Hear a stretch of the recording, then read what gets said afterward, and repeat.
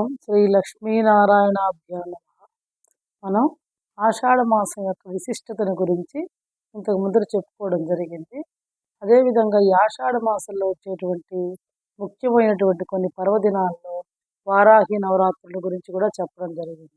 అదేవిధంగా ఆషాఢ శుద్ధ విధియ రోజున అంటే ఈ వారాహి అమ్మవారి యొక్క స్వరూపం కూడా లక్ష్మీదేవి స్వరూపమే. వరాహస్వామి నుంచే వారాహి శక్తి అనేటువంటిది వచ్చిందనమాట.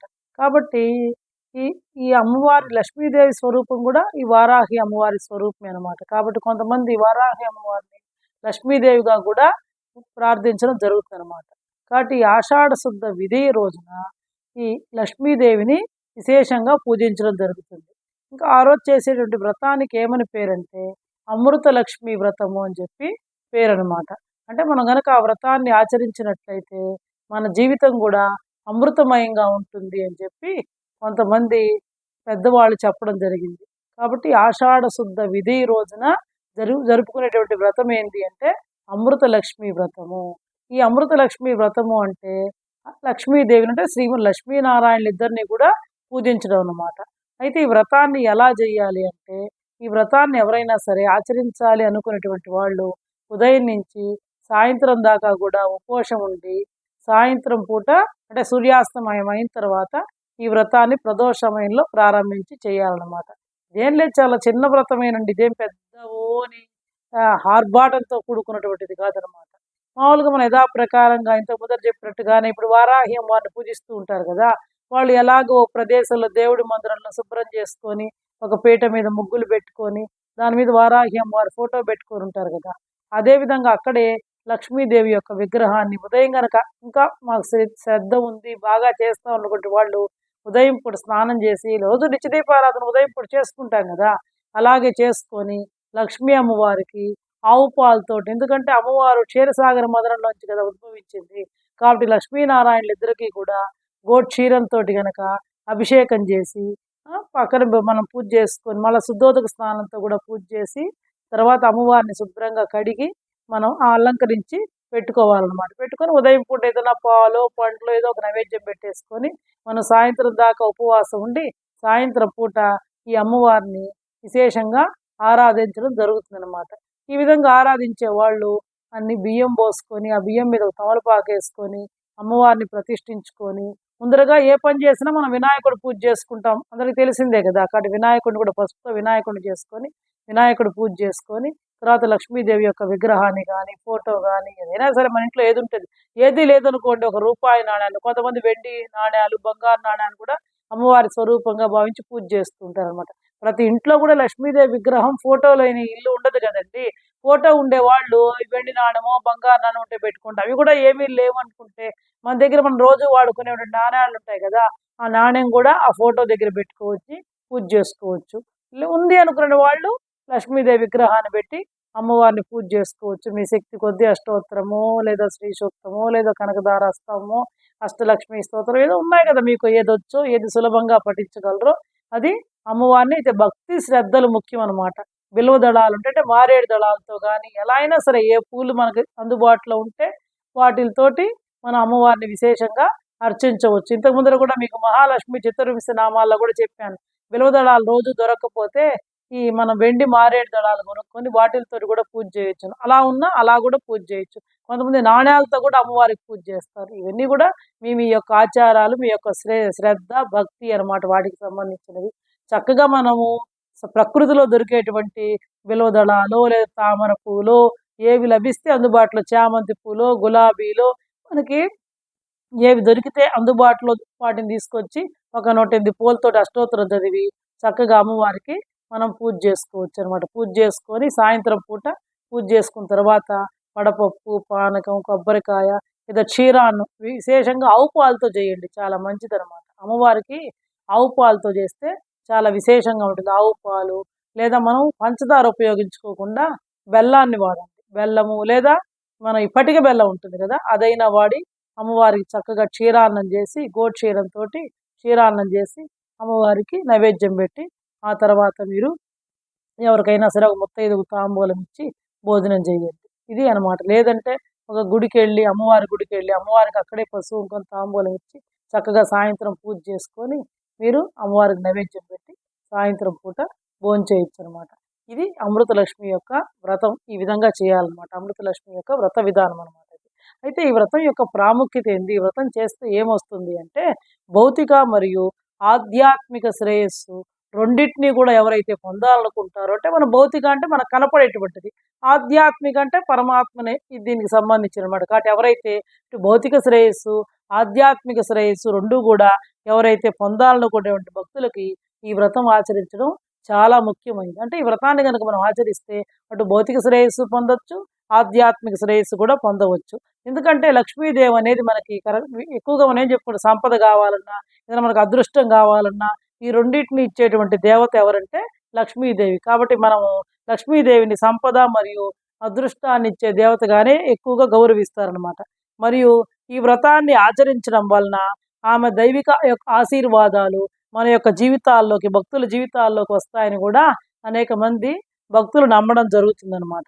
కాబట్టి ఈ ఉపవాసం అవి ఎందుకు పెట్టారు అంటే, ఈ ఉపవాసం మరియు దీనికి సంబంధించినటువంటి ఆచారాలు ఇవన్నీ కూడా మన యొక్క మనస్సు మరియు ఆత్మని పరిశుద్ధం చేయడానికి ఉద్దేశించబడ్డాయి అనమాట. ఎందుకు పెట్టారంటే ఈ ఉపవాసము కొన్ని ఆచార్య ప్రాతకాలం లేచి తలస్నానం చేయాలి, ఇవన్నీ ఇదే కదా, ఇవన్నీ ఆచారాలు కదా. ఇవన్నీ ఎందుకు పెట్టారు అంటే మన యొక్క మనస్సుని, మన యొక్క ఆత్మని శుద్ధం చేయడానికి ఈ ఉద్దేశించబడ్డాయన్నమాట. ఇంకా లక్ష్మీదేవి అంటేనే ఆమె మూర్తిభవించిన సద్గుణాలు కలిగినటువంటి తల్లి, ప్రకృతి స్వరూపిణి అనమాట అమ్మవారు అనమాట. అమ్మవారు క్షీర సముద్రంలోంచి ఉద్భవించింది.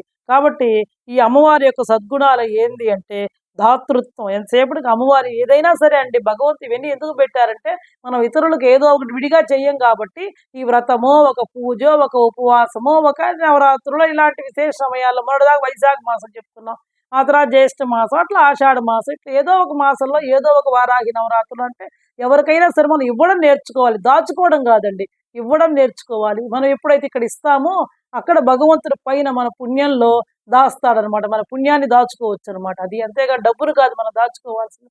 కాబట్టి మనం ఏం నేర్చుకోవాలి అంటే ఈ పూజల ద్వారా దాతృత్వం అనేటువంటి గుణాన్ని నేర్చుకోవాలి. ఇంకా ప్రతి ఒక్క జీవుల పట్ల, సాటి మనుషుల పట్ల, అన్ని జీవుల పట్ల కూడా మనం కరుణ, దయ అనేటువంటివి కలిగి ఉండాలన్నమాట. కాబట్టి ఈ దాతృత్వము, ఈ కరుణ మరియు దయ, శ్రద్ధ ఇలాంటి వాటన్నిటితో కూడా వ్యక్తులు, ఇవన్నీ ఎందుకంటే ఇలాంటి మంచి గుణాలు వ్యక్తులు తమను తాము సమన్వయపరచుకోవడానికి సహాయపడతాయి అన్నమాట. ఈ మంచి గుణాలన్నీ కూడా ప్రతి ఒక్క వ్యక్తులకి, మనందరికీ కూడా, ప్రతి ఒక్క వ్యక్తికి కూడా ఎవరికి వాళ్ళు సమన్వయం చేసుకోవడానికి సహాయపడతాయి. లక్ష్మీదేవి అంటే కేవలం డబ్బే కాదండి, డబ్బేనా లక్ష్మి అంటే కాదు కదా. చూడండి, భూమి లక్ష్మీదేవి, ప్రకృతి స్వరూపం చెట్లు లక్ష్మీదేవి. చూడండి, మన అందుకే కూడా శ్రీ సూక్తంలో కూడా ధనం అగ్నిర్ధనం వాయుర్ధనం సూర్యోధనం వసు ధనం ఇంద్రో బృహస్పతిర్ వరుణం ధనం అస్నుతే, ఇవన్నీ కూడా ధనము, అగ్నిదేవుడు కూడా ధన స్వరూపమే అనమాట. ఇవన్నీ కూడా సూర్యుడు, చంద్రుడు, వరుణుడు, ఇవన్నీ కూడా వాయువు, గాలి, ఇవన్నీ కూడా మనకి లక్ష్మీదేవి యొక్క స్వరూపాలే. కాబట్టి మనం చూడండి, అయితే ఈ లక్ష్మీదేవి యొక్క స్వరూపం అంటే ప్రకృతికి సంబంధించింది. కాకపోతే మనం ప్రకృతిని ఏం చేస్తున్నాం, ఈరోజు ప్రకృతిని మొత్తం నాశనం చేస్తున్నాం. ఇదంతా ఎవరు సృష్టించారు? మనం సృష్టించామా? భూమిని కానీ, చెట్లు, అడవులు, వీటన్నిటిని మనం సృష్టించామా? ఈ ప్రకృతిని అంతా ఎవరు? అమ్మవారే కదా సృష్టించింది. కాబట్టి ఇదంతా అమ్మవారి స్వరూపమైనటువంటి ఈ ప్రకృతిని కూడా మనం కాపాడాలి, చెట్లు చేమల్ని కాపాడాలి, పర్యావరణాన్ని పరిరక్షించాలి అని చెప్పేటువంటి ఒక తత్వంలాగా అనమాట మనం అర్థం చేసుకోవాలి దీన్ని. కాబట్టి ఈ వ్రతం ద్వారా మనం ఏం అర్థం చేసుకోవాలంటే అమ్మవారు ప్రకృతి స్వరూపం, అన్నిట్లో అమ్మవారు ఉంటుంది. కాబట్టి మనం ఈ ప్రకృతిని అంతా కూడా పరిరక్షించుకోవాలి, చెట్లను పరిరక్షించాలి, పర్యావరణ సమతౌల్యాన్ని కాపాడాలి. ఇది శాస్త్రీయ దృక్పథం అనమాట. సైన్స్ పరంగా ఆలోచిస్తే ఈ వ్రతాలు, పూజలు ఇవన్నీ ఎందుకు పెట్టారు అంటే మనలో ఈ శాస్త్రీయ దృక్పథాన్ని పెంచడానికి, పర్యావరణాన్ని కాపాడడానికి అనమాట. చూడండి, ఇప్పుడు ఆవు నెయ్యితో దీపాలు వెలిగిస్తాం, పూజ చేసుకునేటప్పుడు ఆవు నెయ్యో, నువ్వుల నూనె దేంతో ఉందండి, ఆ పొగను పీలిస్తే మనకి శ్వాసకు సంబంధించిన వ్యాధులన్నీ కూడా నివారించబడతాయి. కాబట్టి ఇదంతా కూడా ఒక ఆధ్యాత్మిక చైతన్యానికి, ఆధ్యాత్మిక సాధనకి ఎంతగానో ఈ భగవత్ పూజలు అనేటువంటివి మీకు సైన్స్ రీత్యా, శాస్త్రీయంగా కూడా ఎంతగానో ఉపయోగపడతాయి. కాకపోతే మన వాళ్ళు చేయరని చెప్పి దీన్ని ఒక ఆచారంగా పెట్టారనమాట. కాబట్టి ప్రతి ఒక్కళ్ళు, ఇంకా చూడండి, అమ్మవారు అష్టలక్ష్మి స్వరూపం. మనం అమ్మవారి నుంచి ఏమేమి నేర్చుకోవాలి? ఆదిలక్ష్మి అంటే ఈ మొత్తం జగత్తుకు అంతరికి కూడా ఆమె ఆదిలక్ష్మి అనమాట. ఆమె సృష్టించింది జగత్తునంతా కూడా. కాబట్టి ఇంకొక స్వరూపం ధాన్యలక్ష్మి, ధాన్యం ఉంటుంది. అందుకే ధాన్యాన్ని కూడా మనం తన్నకూడదు అంటారు మన వాళ్ళు. చూడండి, అమ్మ ధాన్యలక్ష్మి అంటుంటారు. అంటే ప్రతిదీ కూడా లక్ష్మీ స్వరూపమే అనమాట. ఈ ప్రకృతిలో ఉండేటువంటి ఎలా భావిస్తే అలా అనమాట. ధాన్యలక్ష్మి స్వరూపమే. ధైర్యం, ప్రతి మనిషి కూడా జీవితంలో వచ్చేటువంటి కష్ట నష్టాలకి భయపడిపోకుండా, కుంగిపోకుండా ధైర్యాన్ని అవలంబించాలి. అది కూడా ఒక లక్ష్మి అనమాట. ధైర్యం ఉండడం కూడా ఒక లక్ష్మి. చూడండి, అన్నీ ఉన్నా కూడా ధైర్యం లేకపోతే ఏం ప్రయోజనం ఉండదు. కాబట్టి ప్రతి ఒక్క మనిషి కూడా జీవితంలో దేన్ని పెంపొందించుకోవాలంటే ధైర్యాన్ని, వీరత్వాన్ని పెంపొందించుకోవాలి. అంటే ధైర్యలక్ష్మి ప్రతి ఒక్కళ్ళకి కూడా కావాలన్నమాట. ఇంకొకటి ఏంటంటే గజలక్ష్మి అమ్మవారు. ఏనుగులు అంటే గజం అంటే తెలుసు కదా అందరికి. కాబట్టి ఆ స్వరూపంలో కూడా ఉంటుందన్నమాట అమ్మవారు. అంటే మనం కూడా అంతటి బలాన్ని కలిగి ఉండాలి, అంతటి ఆరోగ్యాన్ని కలిగి ఉండాలన్నమాట. ఏనుగు బాగా దృఢంగా శక్తివంతంగా ఉంటుంది కదా. కాబట్టి మనం కూడా దాని నుంచి నేర్చుకోవాల్సిన తత్వం ఏంటంటే అది అనమాట. ఆరోగ్యాన్ని కలిగి ఉండాలి, మనం కూడా దృఢంగా బలంగా ఉండాలన్నమాట. ఇంకా సంతాన లక్ష్మి, సంతానం ఉండడం కూడా లక్ష్మీప్రదం అండి. అది కూడా లక్ష్మీ స్వరూపాల్లో ఒక స్వరూపం. కాబట్టి మనకి అన్నీ ఉంటాయి, ఎన్ని ఉన్నా అసలు సంతానం లేదనుకోండి ఏం చేయాలా? అది కూడా మనకేం శోభించదు కదా. కాబట్టి ఈ సంతాన లక్ష్మి స్వరూపం కూడా అమ్మవారి సంతానం కూడా అమ్మవారి యొక్క స్వరూపమే. కాబట్టి దాన్ని కూడా సంతాన లక్ష్మిగా కూడా భావించడం జరిగింది. విజయలక్ష్మి, మనం ఏ పని చేసినా ఏం కోరుకుంటాం? ప్రతి ఒక్కళ్ళం కూడా విజయం సిద్ధించాలని కోరుకుంటాం, అంతే కదా. ఎంతసేపటికి నేను బాగుండాలి, నాకు విజయం కలగాలని కాకుండా ప్రతి ఒక్కళ్ళం కూడా ఇప్పుడు సామూహికంగా సంబంధించి ఈ మధ్య చూడండి, మనకి పాకిస్తాన్కి వార్ వచ్చింది. కాబట్టి వార్ వచ్చినప్పుడు మన దేశం విజయం సాధించాలి, విజయలక్ష్మి భారతదేశాన్ని వరించాలి, ఇలా కోరుకోవాలన్నమాట. అందరం బాగుండాలి అని చెప్పేసి. కానీ ప్రతి ఒక్కళ్ళం కోరుకుంటాం, ఖచ్చితంగా అందరికీ విజయం అనేది కావాల్సిందే. అది ధర్మబద్ధంగా ఉండాలన్నమాట. అది కోరుకోవాలి ఎవరమైనా కూడా, సరేనా. ఇంకా విద్యాలక్ష్మి, ప్రతి ఒక్కళ్ళకి చదువు అవసరం. కాబట్టి మంచి విద్యను నేర్చుకోవాలి మనం. మన యొక్క ఆధ్యాత్మిక ప్రగతికి, జ్ఞాన సముపార్జనకి ఉపయోగపడేటువంటి విద్యని మనం నేర్చుకోవాలి. ఇది విద్యాలక్ష్మి.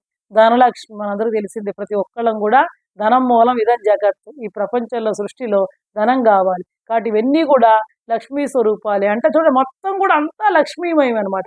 కాబట్టి ఈ అమృత లక్ష్మి వ్రతం ద్వారా మనము శాంతి, సామరస్యం, ప్రతి ఒక్కళ్ళు కూడా కలిసి ఉండాలి, అంతా ప్రకృతి స్వరూపము అని చెప్పి ఇలా కోరుకుంటూ మనం ఈ వ్రతాన్ని చేసుకోవాలన్నమాట. సాయంత్రం పూట చేస్తే శుభప్రదం అన్నమాట. ఇది అమృత లక్ష్మి వ్రతానికి సంబంధించినటువంటి తత్వము, లేదా శాస్త్రీయ దృక్పథము, లేదా ఆచరించే విధానం అన్నమాట. ఏదో నాకు తెలిసినంత వరకు కొంచెం క్లుప్తంగా వివరించడం జరిగింది. ప్రతి ఒక్కరూ కూడా సులభతరమైనటువంటి ఈ అమృత లక్ష్మి వ్రతాన్ని ఆచరించాల్సిందిగా కోరుతున్నాను అనమాట. లేదు మేము సాయంత్రం దాకా ఉపవాసం ఉండలేము అని అనుకునేటువంటి వాళ్ళు ఉదయాన్నైనా సరే అమ్మవారిని ఆరాధించండి. మీ శక్తి మేర అమ్మవారిని ఆరాధించి లక్ష్మీ అమ్మవారి యొక్క అనుగ్రహాన్ని ప్రతి ఒక్కళ్ళు కూడా పొందాలని కోరుకుంటూ సెలవు తీసుకుంటున్నానండి. ఓకే, బాయ్ అండి.